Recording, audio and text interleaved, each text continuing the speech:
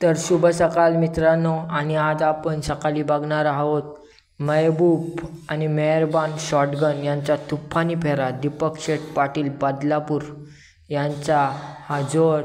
महबूब हा बैल खूप काल आजारात असून आत्ताच बरा झालेला आहे. तुम्ही त्याची फिटनेस बघू शकता. एक काल होता ज्याने बिंजोडचा मैदान गाजवला होता.